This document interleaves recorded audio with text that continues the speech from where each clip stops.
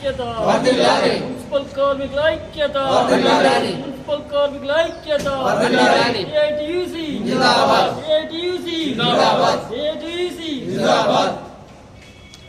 Municipal కార్మికుల ఐక్యత, ATUC జిందాబాద్, ATUC జిందాబాద్. Municipal కార్మికుల ఐక్యత. ప్రియమైన ఇప్పుడు మనకి రాజన్న సిరిసిల్ల జిల్లా వేములవాడ మున్సిపల్ కమిషనర్ గారికి లెటర్ ఇవ్వడం జరిగింది కార్మికుల యొక్క సమస్యల మీద.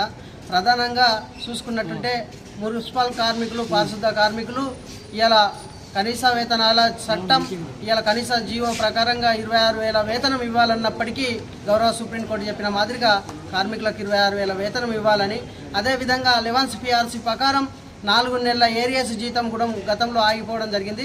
దాన్ని మొన్న పే నెలలో 1 నెల ఇవ్వడం జరిగింది. ప్రధానంగా ఈ 4 నెలలది కూడా చెల్లించాలనేది కూడా కోరడం జరిగింది.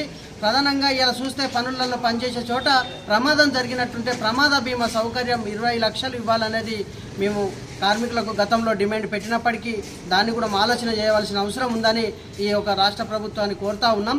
అదేవిధంగా ఇలా హెల్త్ కార్డులు ప్రమాదం జరిగి ఇలా దస్టులో పనిచేస్తున్నటువంటి మున్సిపల్ కార్మికులకు ప్రధానంగా హెల్త్ కార్డులు ఇవ్వాలని కూడా గతంలో దాని మీద లెటర్ పెట్టినప్పటికీ ఆ హెల్త్ కార్డులు కూడా ఇవ్వాలి.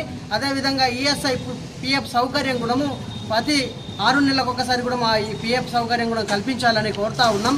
అదేవిధంగా ఇలా విధులలో పనిచేసినటువంటి కార్మికులు 60-65 ఏళ్ళు పనిచేసినటువంటి కార్మికులకు రిటైర్మెంట్ బెనిఫిట్స్ కూడా ఇచ్చి పెన్షన్ సౌకర్యం కూడా కల్పించాలి పారిశుద్ధ కార్మికులకు అని కోరుతా ఉన్నాం. అదేవిధంగా ఇప్పుడు చూస్తే ప్రధానంగా విధులలో మరణించిన వారికి మాత్రం 20 లక్షల ఎక్స్ప్రెషన్ కూడా చెల్లించాలి. అదేవిధంగా ఇలా చూస్తే పెన్షన్ సౌకర్యం కల్పించాలనేది కూడా కోరినాం గతంలో, అది కూడా ఇవ్వాలి ఇప్పటి వరకు. అది కూడా దాని గురించి కూడా ఆలోచన చేయాలి. రిటైర్మెంట్ బెనిఫిట్స్ కూడా ఇవ్వాలనేది కూడా కోరుతా ఉన్నాం. ఇప్పుడు మా రాష్ట్ర